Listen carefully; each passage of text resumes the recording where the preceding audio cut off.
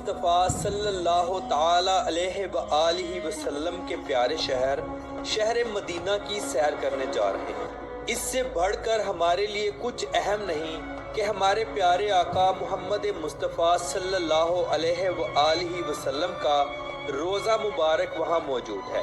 آج کی اس ویڈیو میں ہم آپ سے مسجد نبوی شریف، مدینہ شریف کی ہسٹری، قدیم بازار، خوبصورت گاؤں، مدینہ شریف میں کھجوروں کے باغات، مدینہ شریف کے عربیوں کا رہن سہن اور اخلاق، ان سب کے بارے میں آپ کو آگاہ کریں گے۔ آج کی ویڈیو انتہائی اہم ہے، انتہائی محنت اور 2 دنوں کے طویل ٹائم کے بعد آپ کے لیے ایسی ویڈیو لائی جاتی ہے، اس لیے ویڈیو کو پورا دیکھا کریں اور چینل کو سبسکرائب اور ویڈیو کو شیئر کیا کریں۔ تو چلیں ویڈیو کا آغاز کرتے ہیں۔ مدینہ شہر، اس مقدس شہر کو بہت سے ناموں سے پکارا جاتا ہے، جیسے مدینہ منورہ جو اس کا آفیشیل نیم بھی ہے، المدینہ، مدینہ النبی، المدینہ النبویہ، العاصمہ الاسلامیہ الاولیٰ اور طیبہ الطیبہ کے نام سے بھی پکارا جاتا ہے۔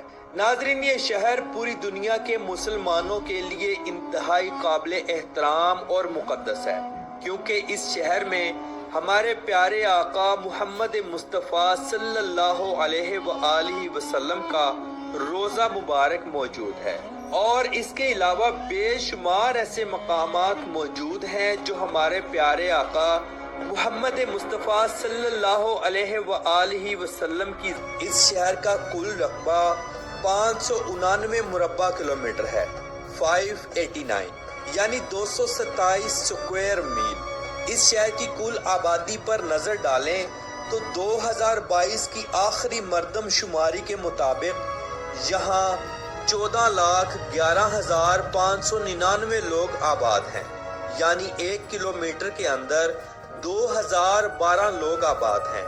لیکن آپ کو بتاتا چلوں، یہ آبادی صرف یہاں کے عربی لوگوں کی نہیں ہے، بلکہ یہاں ایک بہت بڑی تعداد پاکستانی، انڈین اور بنگلہ دیشی کمیونٹی کی بھی ہے۔ ان کے علاوہ فلپائنی، افریقی، مصری، سوری، لبنانی اور یمنی لوگ بھی آباد ہیں۔ اکثریت یہاں مزدوری کرتی ہے، جیسے ٹیکسی چلانا، لیبر میں کام کرنا وغیرہ، اور بہت سے لوگوں کے اپنے بزنس بھی ہیں۔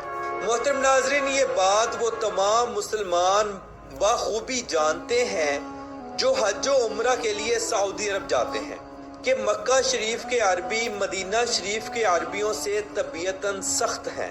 مدینہ شریف کے عربی اپنے مزاج میں نرمی، لہجے میں مٹھاس اور حسن اخلاق رکھتے ہیں۔ یہ سب ہمارے پیارے آقا محمد مصطفیٰ صلی اللہ علیہ وسلم کی موجودگی کا اثر ہے۔ اگر ہم بات کریں مسجد نبوی کی، جسے مسلمان ہوں یا غیر مسلم، سب تعظیم اور ادب کی نگاہوں سے دیکھتے ہیں۔ اس مسجد میں ہمارے پیارے آقا محمد مصطفیٰ صلی اللہ علیہ وسلم کا روزہ مبارک موجود ہے۔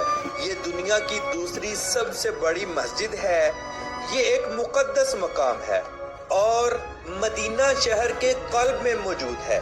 یہ مسلمانوں کے لیے ایک بہت بڑا زیارتی مقام ہے۔ دنیا میں موجود ہر مسلمان اس مسجد میں آنے کے لیے تڑپتا ہے، اور یہ پیارے آقا محمد مصطفیٰ صلی اللہ علیہ وسلم سے عشق و محبت کی خالص علامت ہے۔ اس مسجد کو 1401 سالوں پہلے قائم کیا گیا۔ اس مسجد کے 10 مینار ہیں جو کہ انتہائی خوبصورت ہیں۔ یہاں 10 لاکھ لوگوں کی کیپیسٹی موجود ہے۔ یہ مسجد آقا دو جہاں صلی اللہ علیہ وسلم کی موجودگی میں شروع کی گئی۔ پہل یہ مسجد اتنی بڑی نہیں تھی، پھر مسلم ادوار میں مسلمان بادشاہوں نے اسے مزید بڑا بھی کیا اور خوبصورت بھی بنایا، اور آج دن تک اسے مزید خوبصورت بنانے کی تیاریاں جاری و ساری ہیں۔ سالانہ کروڑوں لوگ اس مسجد کا وزٹ کرنے کے لیے آتے ہیں اور حضور اکرم صلی اللہ علیہ وسلم کے روزے مبارک کی زیارت کرنے آتے ہیں۔ مسجد نبوی میں آنے کے بعد تمام مسلمان روزہ رسول صلی اللہ علیہ وسلم اور سنہری جالیوں کے دیدار کے لیے بے چین رہتے ہیں۔ فجر کی نماز کے بعد روزہ رسول صلی اللہ علیہ وسلم پر سلام کی اجازت ہوتی ہے۔ اس کے بعد عصر اور عشاء کی نماز کے بعد سلام پیش کرنے کی اجازت ہوتی ہے۔ یہاں سب انتہائی ادب و احترام سے حاضری پیش کرتے ہیں، بے ادبی کا کوئی چانس نہیں۔ محترم ناظرین، باغ حضرت سلیمان فارسی رضی اللہ تعالی عنہ، اس باغ کی نبی کریم صلی اللہ علیہ وسلم سے خاص نسبت ہے۔ حضرت سلیمان فارسی رضی اللہ تعالی عنہ غلام تھے۔ آپ کے آقا نے آپ کو آزاد کرنے کی جو شرطیں رکھی تھیں وہ یہ تھی کہ آپ کھجور کے 300 درخت لگائیں اور ہر درخت پر پھل آ جائے تو میں آپ کو آزاد کر دوں گا۔ آپ نے نبی کریم صلی اللہ علیہ وآلہ وسلم کو بتایا تو نبی کریم صلی اللہ علیہ وسلم نے یہاں 300 درخت لگائے۔ معجزہ یہ ہوا کہ درخت بڑے بھی ہوتے گئے اور پھل بھی لگتا گیا، لہٰذا پھر شرط پورا ہونے پر حضرت سلیمان فارسی رضی اللہ تعالی عنہ کو آزاد کروا لیا گیا۔ تب سے آج دن تک یہ باغ حضرت سلیمان فارسی رضی اللہ تعالی عنہ کے باغ کے نام سے مشہور ہے۔ یہاں بے شمار کھجوروں کے سٹال لگتے ہیں۔ زیارات کے لیے آئے مسلمان اپنے گھر والوں کے لیے یہاں سے کھجوریں لے کر جاتے ہیں۔ ریاض الجنہ، ریاض الجنہ مسجد نبوی شریف کا وہ حصہ ہے جو باقی تمام حصوں سے ممتاز ہے۔ یہ حصہ روضہ رسول صلی اللہ علیہ وآلہ وسلم اور ممبر رسول صلی اللہ علیہ وآلہ وسلم کے درمیان واقع ہے۔ نبی کریم صلی اللہ علیہ وآلہ وسلم نے فرمایا، میرے گھر اور ممبر کے درمیان کی جگہ جنت کے باغوں میں سے ایک باغ ہے، یعنی ریاض الجنہ، جنت کا ٹکڑا ہے۔ زائرین اس حصے میں آ کر نماز اور نوافل ادا کرتے ہیں اور یہ تصور ذہن میں رکھتے ہیں کہ وہ جنت کے ایک حصے میں بیٹھ کر اللہ کی عبادت کر رہے ہیں۔ تو اب ہم بات کریں گے جنت البقیع کی۔ حضور اکرم صلی اللہ علیہ وآلہ وسلم نے جنت البقیع کے بارے میں فرمایا کہ جنت البقیع اس طرح روشن ہے جیسے سورج اور چاند زمین کو روشن کرتے ہیں۔ جنت البقیع میں سب سے پہلے دفن ہونے والے صحابی اسد بن زرارہ رضی اللہ تعالی عنہ تھے اور مہاجرین میں حضرت عثمان بن مظعون رضی اللہ تعالی عنہ تھے۔ جنت البقیع میں حضرت محمد صلی اللہ علیہ وآلہ وسلم کے اہل بیت، آپ کے صاحبزادے، صاحبزادیاں، ازواج مطہرات، حضرت امام حسن رضی اللہ تعالی عنہ، حضرت عثمان غنی رضی اللہ تعالی عنہ اور کم و بیش 10,000 صحابہ اکرام یہاں مدفون ہیں۔ جنت البقیع قبرستان دنیا کے پرانے قبرستانوں میں سے ایک ہے اور مسلمانوں کا سب سے پہلا قبرستان ہے۔ مسجد الغمامہ، یہ مسجد اسلامی تاریخ کی قدیم ترین مسجد ہے۔ نبی کریم صلی اللہ علیہ وآلہ وسلم اس مسجد میں عید ادا کیا کرتے تھے۔ اس مسجد کے بالکل پاس حضرت ابوبکر صدیق رضی اللہ تعالی عنہ اور حضرت علی رضی اللہ تعالی عنہ کا گھر مبارک بھی ہوا کرتا تھا۔ ایک دفعہ کچھ صحابی رسول صلی اللہ علیہ وآلہ وسلم آپ کی خدمت میں حاضر ہوئے اور عرض کی، ہمارے علاقے میں بارش کی دعا کریں۔ نبی کریم صلی اللہ علیہ وآلہ وسلم نے اسی مسجد میں بیٹھ کر بارش کے لیے دعا کی۔ بارش 7 روز تک مسلسل چلتی رہی۔ صحابہ کرام دوبارہ تشریف لائے اور حضور اکرم صلی اللہ علیہ وآلہ وسلم سے درخواست کی کہ دعا کیجئے بارش رک جائے۔ تب بھی حضور اکرم صلی اللہ علیہ وآلہ وسلم نے اسی مسجد میں بیٹھ کر دعا فرمائی تھی اور بارش رک گئی تھی۔ محترم ناظرین، مسجد قباء یہ اسلام کی پہلی مسجد ہے۔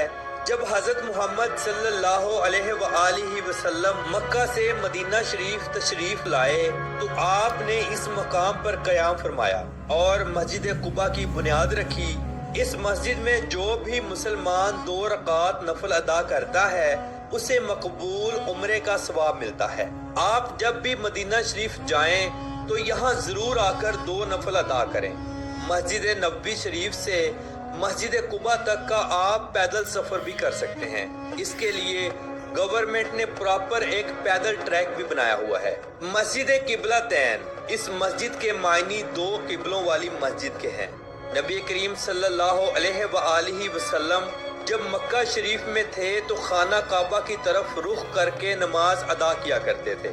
جب آپ مدینہ شریف تشریف لائے تو اللہ رب العزت کی ذات نے آپ کو بیت المقدس کی طرف رخ کر کے نماز ادا کرنے کا حکم دیا، لہٰذا آپ بیت المقدس کی طرف رخ کر کے نماز ادا کرتے، مگر آپ کے دل کی خواہش تھی کہ خانہ کعبہ کی طرف رخ کر کے نماز ادا کی جائے۔ پھر ایک دفعہ ظہر یا عصر کے وقت نماز کی حالت میں آپ نے اپنا چہرہ مبارک بیت المقدس سے پھیر کر خانہ کعبہ کی طرف کر لیا تھا۔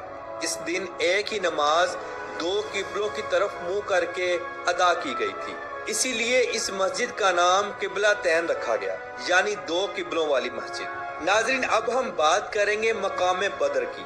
یہ وہ جگہ ہے جہاں مسلمانوں کا پہلا غزوہ یعنی غزوہ بدر ہوا۔ اس جنگ میں مسلمانوں کی تعداد 313 تھی اور کفار کی تعداد 3 گنا زیادہ تھی، لیکن اس کے باوجود مسلمانوں نے اپنی یہ پہلی جنگ فتح کی۔ اللہ رب العزت کی ذات کی مدد سے مسلمان فاتح ہوئے۔ اس جنگ میں ایک مسلمان 5 کافروں کو قتل کر رہا تھا۔ ابو جہل بھی اسی جنگ میں ہی قتل ہوا تھا۔ بیر روحا یہاں وہ کنواں بھی موجود ہے کہ جب نبی کریم صلی اللہ علیہ وآلہ وسلم صحابہ اکرام علیہم رضوان کے ساتھ بدر کی طرف جا رہے تھے تو اس کنویں سے پانی پینا چاہا، مگر اس کنویں کا پانی کڑوا تھا۔ نبی کریم صلی اللہ علیہ وآلہ وسلم نے اس کنویں میں اپنا لعاب دہن ڈالا تو پانی میٹھا ہو گیا۔ پھر سب نے پانی نوش فرمایا۔ نبی کریم جب بھی سفر سے واپس آتے تو یہاں قیام فرماتے اور اس کنویں کا پانی نوش فرماتے۔ احد پہاڑ کے نزدیک ہوا جس میں 72 صحابہ اکرام کی شہادت ہوئی۔ حضرت امیر حمزہ رضی اللہ تعالی عنہ بھی اسی غزوہ میں شہید ہوئے تھے۔ نبی کریم صلی اللہ علیہ وآلہ وسلم کے دندان مبارک بھی اسی غزوہ میں شہید ہوئے۔ جب صحابہ اکرام علیہم رضوان کو دفنانے کے لیے جنت البقیع کی طرف لے جانے لگے تو احد پہاڑ رونے لگا۔ احد پہاڑ نے عرض کی، یا رسول اللہ صلی اللہ علیہ وآلہ وسلم، ان کو میرے دامن میں ہی دفنا دیجیے۔ نبی کریم صلی اللہ علیہ وآلہ وسلم نے فرمایا، روز قیامت احد پہاڑ جنت کے دروازے پر جنتیوں کا استقبال کرے گا۔ احد پہاڑ مجھ سے محبت کرتا ہے اور میں احد پہاڑ سے۔ ناظرین، مدینہ میوزیم عمر ابن الخطاب روڈ کے نزدیک موجود یہ میوزیم مدینہ میوزیم کہلاتا ہے، جسے 1983 میں بنایا گیا، جس کے اندر مدینہ شہر کی تاریخ اور پرانے ورثے کو دکھایا گیا ہے۔ اس میوزیم میں مدینہ منورہ سے متعلق نایاب تصاویر، آثار قدیمہ کے ذخیرے اور بصری گیلری دکھائی گئی ہے۔ اس میوزیم میں تقریباً 2000 نایاب نمونے رکھے گئے ہیں۔ یہاں قدیم وقت کا مدینہ شریف دکھایا گیا ہے۔ زائرین یہاں کا وزٹ ضرور کرتے ہیں۔ دنیا میں سب سے زیادہ قرآن مجید مدینہ شہر میں چھاپا جاتا ہے۔ یہاں موجود فہد پرنٹنگ پریس دنیا میں سب سے زیادہ قرآن مجید پرنٹ کرتا ہے۔ یہ پریس 1985 میں شروع کی گئی تھی۔ یہاں 200 سے زائد زبانوں میں قرآن مجید پرنٹ کیا جاتا ہے۔ ناظرین، مدینہ منورہ کا موسم اور آب و ہوا گرمیوں میں انتہائی گرم ہوتی ہے اور 2 مہینے ٹھنڈی ہوائیں اور پھر تھوڑی سی سردی پڑتی ہے۔ مدینہ منورہ مسجد نبوی شریف میں دنیا کے سب سے بہترین اور بڑے اے سی لگائے گئے ہیں۔ یہاں پر گرمیوں میں بھی فرش ٹھنڈا ہوتا ہے۔ مدینہ شہر میں شادیاں انتہائی دھوم دھام سے کی جاتی ہیں۔ روایتی مدفون، لحم مدفون، ہریسہ، قہوہ، گہوہ اور کھجوریں، ان سب کا اہتمام ہوتا ہے۔ عربی حضرات خوب جم کر کھاتے ہیں۔ یہ لوگ ہاتھ سے کھانا پسند کرتے ہیں۔ مسجد نبوی شریف میں حج کے دنوں میں اور عام دنوں میں اللہ کی راہ میں بے شمار کھانے پینے کا سامان بانٹا جاتا ہے۔ خاص طور پر رمضان المبارک کے روزوں میں کھلا سامان لوگوں کو دیا جاتا ہے۔ شہر مدینہ میں تعلیم اور میڈیکل کا شعبہ انتہائی زبردست ہے۔ مدینہ یونیورسٹی شہر کی سب سے بڑی یونیورسٹی ہے، جہاں ہزاروں لوگ تعلیم حاصل کرتے ہیں۔ مدینہ شہر کے پرانے اور قدیم بازار انتہائی خوبصورت اور ہجوم والے ہیں۔ سارا سال यहाँ गैर मुल्की लोगों का हजूम रहता है। लोग अपने लिए और अपने प्यारे घर वालों के लिए अच्छी खासी यहाँ से शॉपिंग करते हैं और पाकिस्तान, इंडिया, बांग्लादेश और तमाम दुनिया के उन ममालिक में सेंड करते हैं जहाँ पर उनकी फैमिलीज मौजूद होती हैं। तो मोहतरम नाज़रीन, इस अदब वाले शहर में जाना, इसका एहतराम करना हर मुसलमान पर फर्ज है।